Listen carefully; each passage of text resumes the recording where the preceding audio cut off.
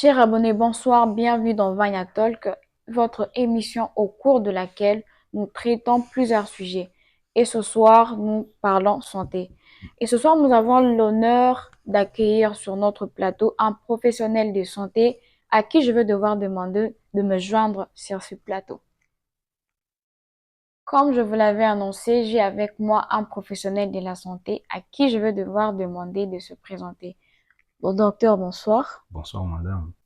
Moi, c'est le docteur Beni Chilomba, un médecin généraliste, et je suis très heureux d'être ce soir sur votre plateau. Docteur, nous avons le réel plaisir de vous accueillir. Sans plus tarder, nous allons entrer dans le vif du sujet. Docteur, aujourd'hui, nous allons aborder quelques sujets autour de la médecine. Nous nous soumettons à vous pour avoir quelques éclaircissements autour de ces sujets. D'emblée, la première question qui me vient en tête, c'est de savoir c'est quoi la médecine. Merci, madame. C'est une très belle question. Et la médecine, en tant que médecin, elle est définie de les sortes. La médecine est définie comme une science et à la fois aussi comme un art. Comme une science, la médecine signifie comme état la science qui a pour objet l'étude, la prévention et le traitement des maladies. Et comme un art, c'est un art de mettre, de maintenir et de rétablir un être vivant dans les bonnes conditions de santé. C'est ce que je peux dire par rapport à la définition de la médecine. Voilà, et la deuxième question est de savoir quel est le but de la médecine. Alors, la médecine comme étant une science et un art, elle poursuit aussi un but. Et le but de la médecine se subdivise en deux problématiques. Premièrement, le premier but de la médecine consiste à la prévention des maladies via la médecine préventive. Et deuxièmement, elle consiste à soigner les maladies via la médecine curative. Voilà, vous avez parlé de la médecine préventive et curative. Nous aimerions avoir plus d'éclaircissements. C'est quoi la médecine préventive et la médecine curative? Merci, madame. Ce que je peux dire par rapport à cette question pertinente est que la médecine préventive consiste en une médecine qui met en œuvre des moyens ou des techniques pour prévenir les maladies avant leur arrivée dans la population. Tandis que la médecine curative consiste à soigner les maladies déjà présentes dans la population. Bien, en termes plus simples, consiste à soigner, bien mettre en œuvre des moyens pour soigner un patient déjà atteint d'une maladie quelconque. La troisième question est de savoir quelle est l'origine de la médecine. La médecine a pour origine la Grèce. Donc la médecine a été inventée en Grèce et est considérée comme les premiers médecins un philosophe du nom d'Hippocrate. Hippocrate était à la fois médecin et philosophe pour ce que bon nombre de gens ignorent. Donc il est considéré comme étant les fondateurs ou bien les pères de la médecine. C'est ce que je peux dire par rapport à votre question et savoir ce qu'est l'origine de la médecine et qui en est le fondateur ou bien l'inventeur. Voilà, merci pour la réponse.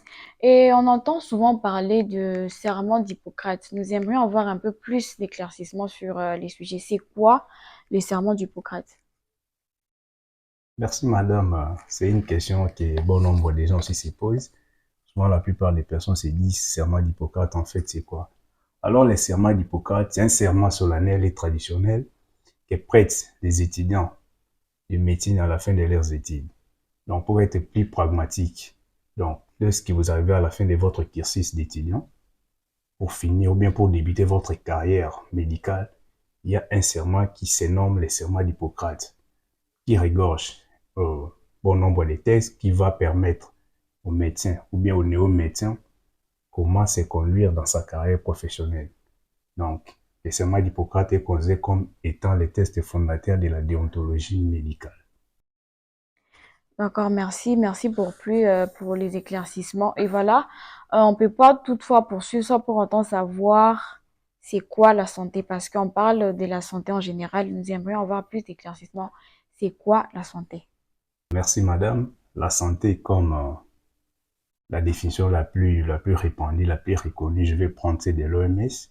La santé est un état complet de bien-être physique, mental et social qui ne consiste pas seulement en une absence de maladie, d'une maladie bien, d'infirmité, mais un état complet de bien-être physique. Voilà, merci beaucoup. Il y a une question qui me vient en tête. Voilà, la question est de savoir à quel moment on peut dire qu'une personne est en bonne santé? Parce que on voit, il y a plusieurs personnes qui croient que être grasse ou être mince est synonyme d'être en mauvaise santé ou être en bonne santé. On aimerait savoir à quel moment on peut dire qu'une personne est en bonne santé. Qui est en bonne santé? Est en bonne santé une personne qui est bien sur les plans physiques, sur les plans mental et sur les plans social. Donc, une personne peut être bien physiquement, mais s'il n'est pas bien mentalement, il a un problème de santé. Tu peux Oui, être bien physiquement et mentalement, mais si tu as un problème de vivre en société avec les autres, c'est que tu as un problème de santé. Donc, la santé ne consiste pas seulement à ce que croient euh, certains individus, à se fier à la corpulence d'une personne pour tirer des conclusions.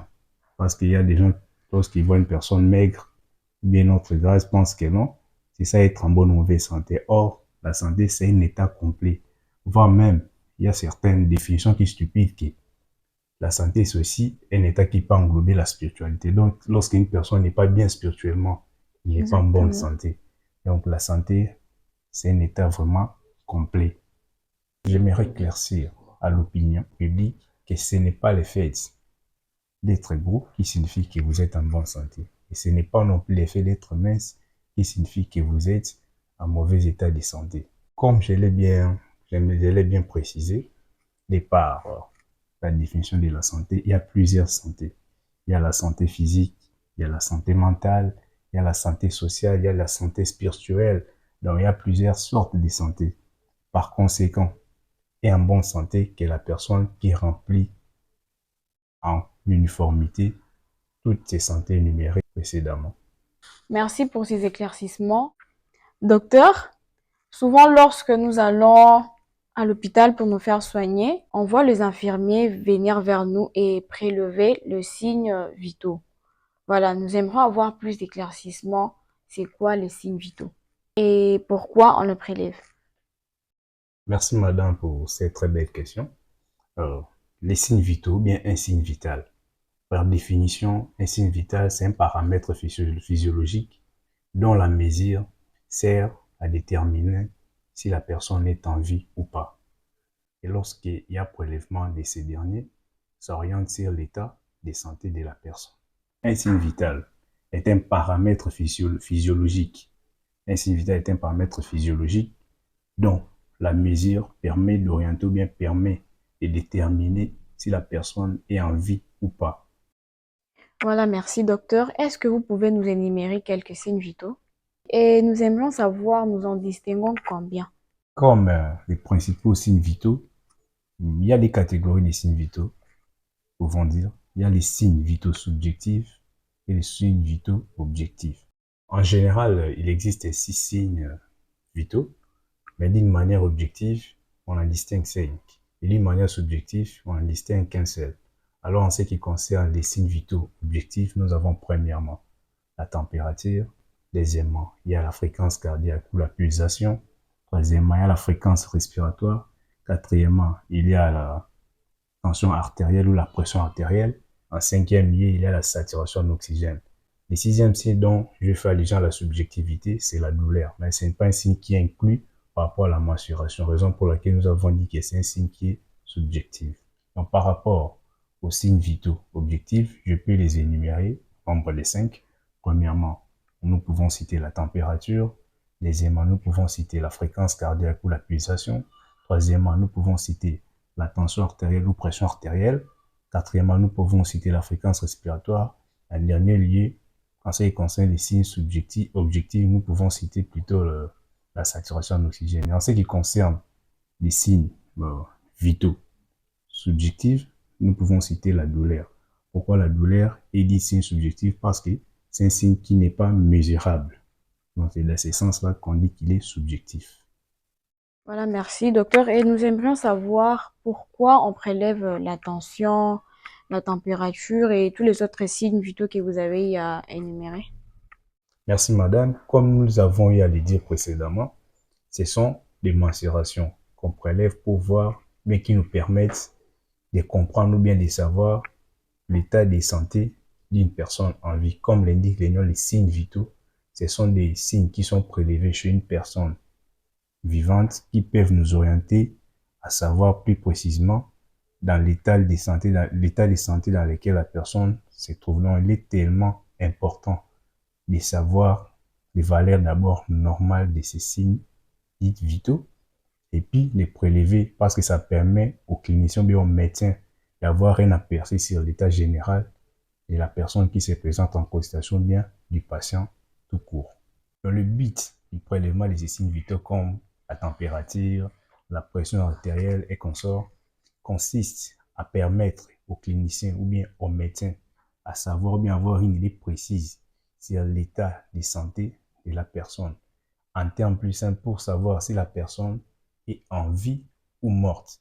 Au cas où la personne serait en vie, les prélèvements de ces signes vitaux orientent les médecins vers l'état de santé de son patient ou bien de la personne qui se présente en consultation.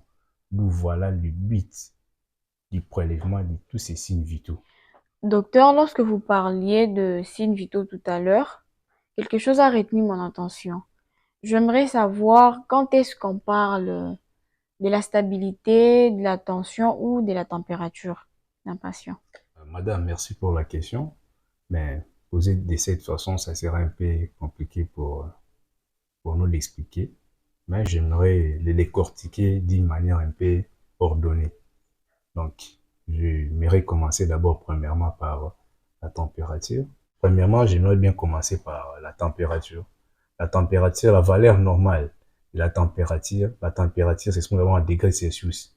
Lorsque vous rendez dans un centre de santé, dans un hôpital, ou voire même à la maison, nous avons à l'aide des thermomètres. Thermomètre, ça peut être un thermomètre automatique ou bien le mercure. Euh, Premièrement, pour prélever d'abord la température, il y a des sites. On ne prélève pas la température à n'importe quel endroit du corps. Il y a des endroits bien précis qui peuvent nous aider à prélever la température. Premièrement, la température se prélève au niveau du rectum. D'où, premièrement, il y a les sites qu'on appelle ou bien la température rectale. Donc, la température rectale, c'est une température qui se prélève au niveau du rectum. Deuxièmement, il y a les prélèvements, ou bien la température peut se prélever au niveau de l'axillaire ou bien au niveau de l'aisselle. Troisièmement, la température peut se prélever au niveau de la bouche, d'où la température buccale. Mais encore plus précis chez les femmes, la température peut aussi se prélever au niveau du vagin, par exemple. Et en ce qui concerne les valeurs normales de la température normale d'une personne normale est comprise entre 36,5 à 37 degrés Celsius. Au-delà de cette valeur, bien en dessous de cette valeur, il y a déjà anomalie de la température. D'office, ça nous oriente vers certaines maladies, bien pathologies. Pour être plus pragmatique, lorsque la température s'élève au-dessus de la valeur normale, maximale, qui est de 37 degrés, donc disons 38, 39 ou 40 degrés, on parle de la fièvre. Ça, c'est d'une façon pathologique, lorsque la personne est malade. Mais d'une façon physiologique ou bien d'une cause naturelle, on parle de l'hyperthermie. Et par là, j'aimerais bien éclairer le public c'est que c'est la différence entre l'hyperthermie et la fièvre. L'hyperthermie est l'élévation de la température du corps, mais d'une façon physiologique. Cela veut dire ceci. Par exemple, lorsque une personne est exposée longtemps sous un soleil, il peut se faire que sa température du corps augmente. Mais la personne n'est pas malade. Là, on parle de l'hyperthermie. Mais lorsque cette même personne se présente à l'hôpital, présentant peut-être certains symptômes, et puis lorsque vous prenez sa température, elle est au-dessus de la valeur maximale qui est au-delà des 37 degrés, on parle de la fièvre. Pourquoi la fièvre? Parce que l'élévation de sa température, il y a une cause qui est la maladie. Il y a aussi la variation qui est basse. Lorsque la température baisse ou bien chute en bas de 38,5 degrés, on parle de l'hypothermie. Souvent, l'hypothermie est plus constatée dans des pathologies comme par exemple les chocs cardiogéniques. Donc, on peut parler de l'hypothermie. Donc, d'une façon simple, lorsque la température baisse ou bien augmente avec une cause maladive, il faut se rendre dans un hôpital. Mais lorsqu'elle augmente ou bien baisse d'une façon physiologique, il faut rester calme. Mais il y a aussi des facteurs qui peuvent influencer cette température. Entre autres, il y a l'heure de la prise de la température. Ça peut être l'âge, ça peut aussi être le sexe. Et ça peut aussi être les climats. Donc, il y a les facteurs susceptibles de perturber la température, bien les prélèvements de cette température. Dans ce qui concerne la température, c'est ce que je peux vous dire ou bien vous expliquer. Merci docteur. Là, vous nous avez parlé de la température. Et là, nous aimerions avoir plus d'éclaircissements sur la tension. Merci madame pour cette nouvelle et très belle question. Euh, la tension en soi comme ça, c'est un domaine un peu vaste. Mais nous allons essayer un peu quand même de paraphraser l'essentiel à la compréhension de notre public. Donc, pour définir la tension clairement comme ça, nous pouvons dire que la tension, c'est la pression exercée dans les artères par le cœur. Donc, cette pression qui est exercée va nous produire des bruits qu'on appelle la systole et la diastole. Donc, la systole correspond à la pression artérielle maximale qui va émettre le cœur, tandis que la pression artérielle diastolique ou bien les diastoles, la diastole plutôt, va consister au dernier bruit qui va émettre le cœur. En ce qui concerne les prélèvements de la tension se prélève au niveau du bras, plus préférentiellement au niveau du bras gauche. Mais en bref, bien en briefing, ce que je peux dire, mais je peux éclairer au public par rapport à la tension. Par définition simple, la tension n'est rien d'autre que la pression exercée par les sangs dans les artères. Donc, la pression artérielle, bien la tension artérielle, exprime des valeurs. La pression artérielle systolique, qui est la pression maximale, et la pression artérielle diastolique, qui est la pression minimale. Raison pour laquelle lorsque vous vous rendez dans un hôpital, vous verrez par exemple un médecin ou bien les personnels de santé qui a prélevé votre tension vous dit que non, madame, votre tension est par exemple de 110 sur 60 mm de mercure. Donc la tension, premièrement, s'exprime en cette unité de temps qu'on appelle les millimètres de mercure. Et comme on l'a bien notifié, en ce qui concerne maintenant la valeur normale de la tension, donc une personne bien portante a une tension particulière fixée à une valeur par l'OMS. Donc la tension artérielle normale ou bien la tension artérielle reconnue comme étant stable par l'OMS est de 120 sur 80 mm de mercure. Okay. Donc on considère que toute personne a une tension au-delà de cette tension, bien au-delà de la pression artérielle systolique qui est de 120 est considérée comme étant un hypertendu, une hypertendue, bien cette personne est souffrante d'une hypertension. Et lorsque cette tension, ou bien la valeur de la pression artérielle diastolique est supérieure à 80 mm de mercure, nous disons que cette personne est en hypotension. Donc, en bref, en résumé, c'est ce que nous pouvons dire et expliquer par rapport ou bien à ce qui concerne la tension. Ok, d'accord. Si j'ai bien compris, l'hypertension, c'est lorsque la tension monte et l'hypotension, c'est lorsque la tension descend, c'est ça? Voilà. Baisse. Dans une compréhension très simple et facile. Ok, d'accord. Et en ce qui concerne d'autres signes vitaux, je prendrai aussi la fréquence cardiaque. La fréquence cardiaque qui n'est rien d'autre que les nombres, la fréquence ou bien le nombre de battements cardiaques ou bien pulsations.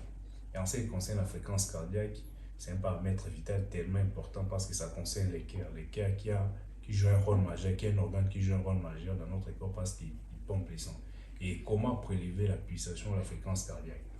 Donc, la pulsation se prélève plus particulièrement, bien plus préférentiellement au niveau du bras gauche. Okay. Et nous avons à ce niveau, nous avons plusieurs artères dans lesquelles nous pouvons prélever la pulsation, mais préférentiellement, nous optons pour l'artère radiale située au niveau des l'os radius et des tendons.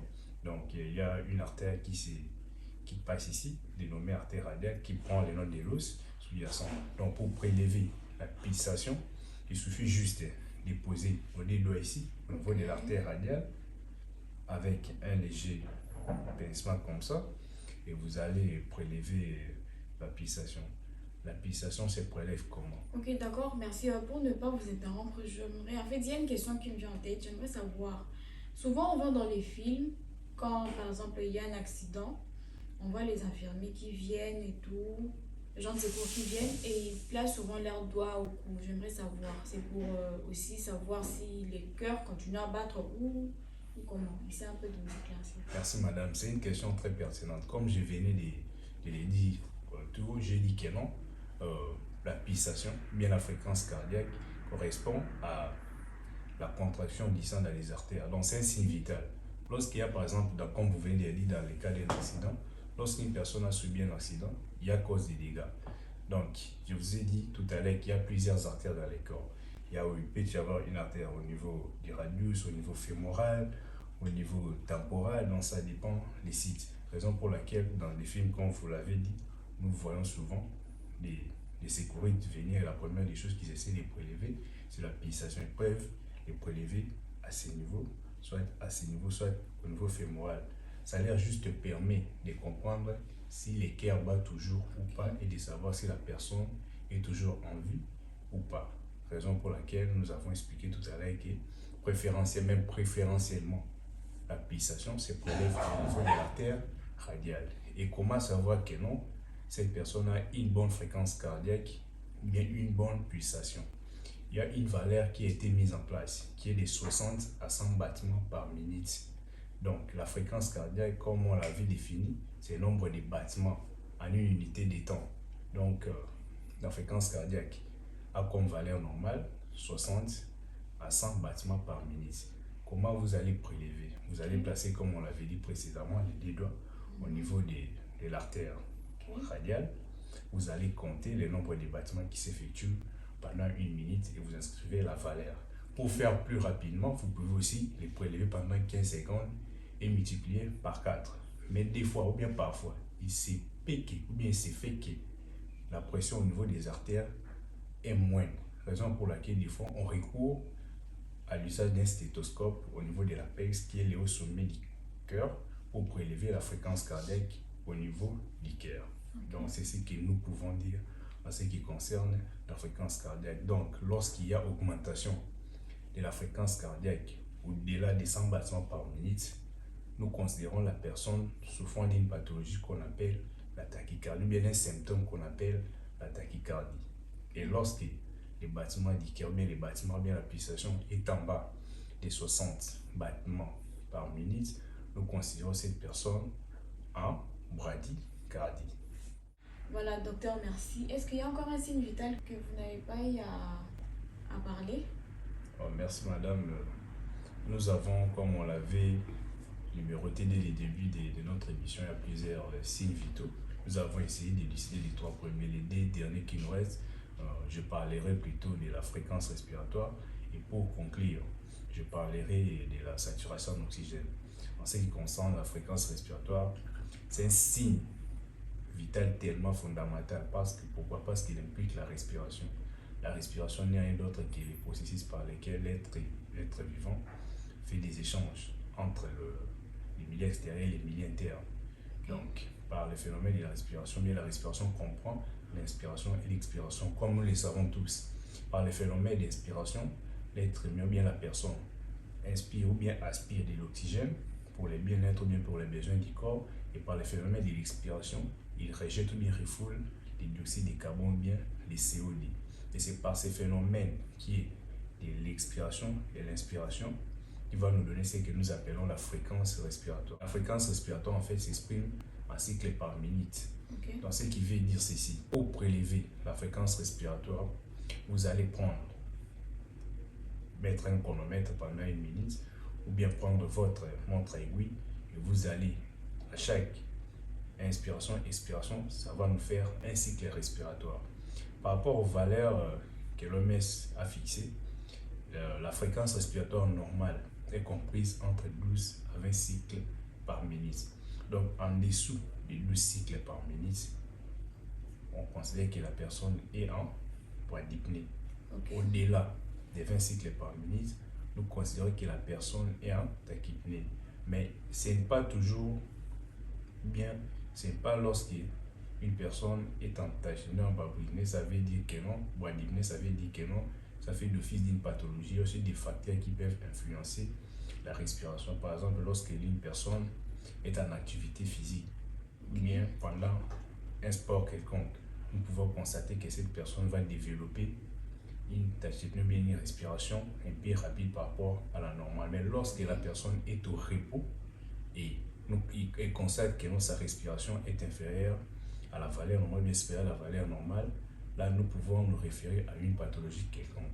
Et sans aussi plus tarder, pour clore les derniers signes vitaux et la saturation en oxygène. En fait, l'oxygène nous permet de nourrir les tissus du corps humain. Donc, c'est aussi un paramètre vital qui se mesure via un appareil qu'on appelle l'oxyromètre ou le saturomètre. Pour revenir à ce que je viens de dire précédemment aussi, c'est un paramètre vital tellement très important pour les corps. Mais il peut se faire que non, cet oxygène au niveau du sang, bien au niveau des tissus, baisse. Lorsqu'il y a baisse de l'oxygène au niveau du sang, on parle d'hypoxémie. Lorsqu'il y a baisse de l'oxygène dans les tissus, on parle d'hypoxie. C'est des phénomènes prêtent souvent confusion chez les gens entre l'hypoxémie et l'hypoxie. Donc l'hypoxémie est différente de l'hypoxie. L'hypoxémie, c'est la baisse du taux d'oxygène dans les sangs. Tandis que l'hypoxie, c'est la baisse de l'oxygène dans les tissus. Et par rapport à la saturation d'oxygène, elle se mesure en pourcentage. Souvent, vous verrez peut-être dans certains hôpitaux, il y a un saturomètre, un petit appareil qu'on met souvent dans les pouces comme ça, comme un attache. Ça permet de mesurer les taux d'oxygène dans les corps, dans les sangs et dans les tissus d'une personne. Et c'est marqué en pourcentage sur cet appareil. La valeur normale est comprise entre 95 à 100%. Donc une personne considérée ayant un taux normal en oxygène, ce taux normal en oxygène doit être comprise, bien les saturomètres doivent montrer que non, doit se situer entre 95 à 100. Lorsque les saturomètres commencent à démontrer que non, ou bien lorsque les pourcentages et les saturomètres commencent à baisser, ça veut dire que la personne est en train de faire une hypoxémie ou bien une hypoxie. Et pour clore, le dernier signe vital qui est la douleur, on avait dit que c'est un signe subjectif. Pourquoi? Parce que c'est un signe qui ne se mesure pas à l'aide d'un appareil.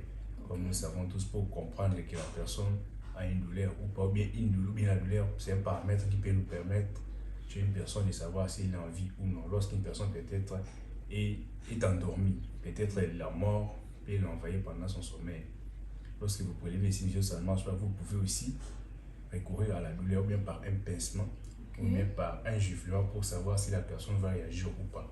Lorsque la personne réagit à la douleur, on peut considérer que cette personne est en vie. Mais lorsque la personne ne réagit plus, ne réagit pas bien, ne réagit plus, nous pouvons considérer la personne comme étant morte après le prélèvement des chutes ou bien après l'échec du prélèvement des signes objectifs. C'est ce que je peux dire au grand public en ce qui concerne les signes vitaux en général. Bref, pour clore mon message de ce soir, j'aimerais dire au grand public que tout est considéré toute personne en bonne santé, celui qui répond aux critères cités si haut. Donc, l'état de bien-être complet, mental, physique et social. Donc, il y a en bonne santé une personne qui est bien physiquement, mentalement et socialement. Est considérée une personne en bonne santé, toute personne avec des signes vitaux correspondant aux valeurs normales de chaque signe précis. Et puis, en ce qui concerne aussi, est considérée une personne en bonne santé, une personne répondant aux critères de bien-être complet. Pas nécessairement ceux qui disent ou pensent les gens qui ont une personne lorsqu'il est grasse ou bien mince et d'office ou bien est un indicateur d'être en bonne santé ou en mauvaise santé. Être en bonne santé, vous devez répondre aux critères de bien-être complet physique, mental et social. Et vos signes vitaux doivent répondre ou bien doivent correspondre aux valeurs normalisées fixées par l'OMS. Dans les cas contraires, c'est un motif de consultation. Voilà, merci docteur pour vos éclaircissements autour de ces sujets. Voilà, nous en sommes très ravis. Merci beaucoup d'avoir accepté notre invitation de ce soir. C'est moi qui vous remercie, madame. Voilà, nous sommes arrivés à la fin de notre talk de ce soir. Comme vous avez compris avec moi, et que la santé prime avant toute chose, comme on dit souvent, la santé n'a pas de prix. Et du coup, nous avons encore compris ensemble que être gros n'est pas synonyme d'être en bonne santé, ou être encore mince n'est pas synonyme d'être en mauvaise santé. Être en bonne santé, c'est le bien-être complet, physique, mental et social. Et nous avons compris que les signes vitaux déterminent que la personne est réellement en vie. Voilà, et lorsque vous remarquez un ça ne va pas dans votre corps ou par rapport à votre santé, n'hésitez pas de contacter ou n'hésitez pas d'aller consulter un personnel de santé. Nous voici à la fin de notre talk de ce soir qui était consacré à la santé. Merci de nous avoir suivis et surtout n'oubliez pas de liker, de partager et de vous abonner. Merci, c'était Vania. Merci, à la prochaine.